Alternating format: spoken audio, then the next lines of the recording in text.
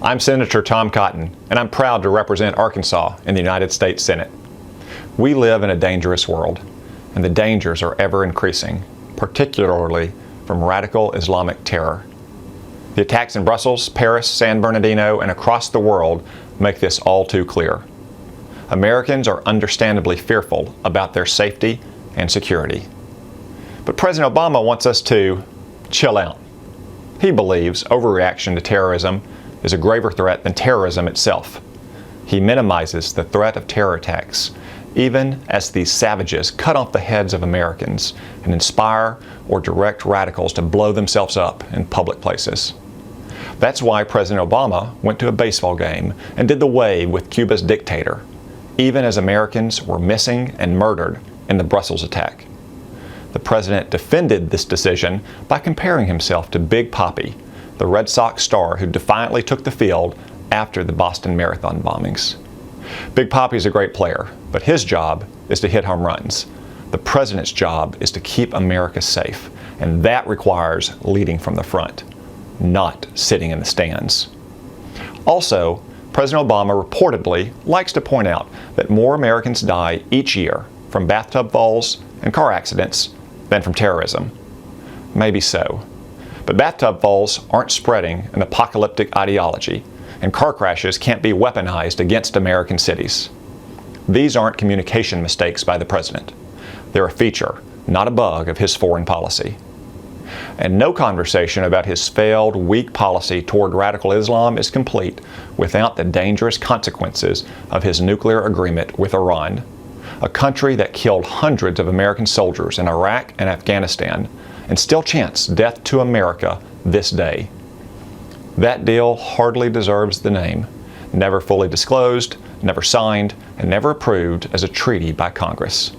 The president's deal gave the world's worst state sponsor of terrorism access to more than $100 billion, 24 days notice before inspections, and a vast nuclear program that Iran can easily use to build a nuclear weapon. In return, the Ayatollahs gave us the proverbial sleeves off their vest. Even worse, the president's concessions continue.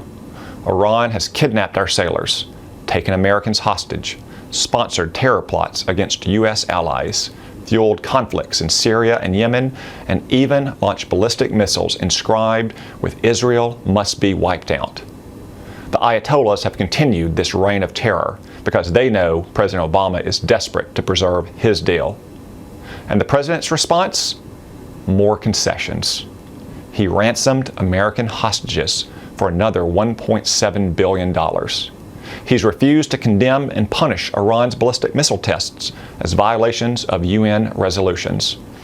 He's freed 7 convicted Iranian criminals and dismissed arrest warrants against 14 Iranian fugitives. And now, the president may grant Iran access to the dollar, which would declare it truly open for business. This parade of concessions must stop. And if the Obama administration won't act, the Congress, under Republican leadership, will. Later this year, we will renew the Iran Sanctions Act to ensure that the United States can reimpose tough sanctions on Iran when it violates the nuclear deal.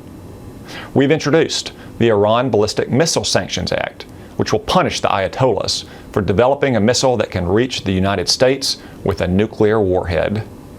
We've introduced the Iran Terrorism and Human Rights Sanction Act to punish Iran's support for terrorism and domestic oppression.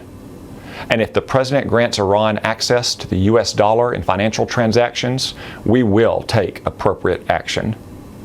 Republicans understand, unlike the president, that we do not and cannot have shared values with the radical, terror-sponsoring regime in Iran any more than we can with the Islamic State. The right strategy against the threat of radical Islam is to confront this radical ideology and defeat it on the battlefield before it grows larger and stronger or obtains nuclear weapons. That may sound simplistic to the president, but to most Americans it sounds simply like the defense of our nation and our people.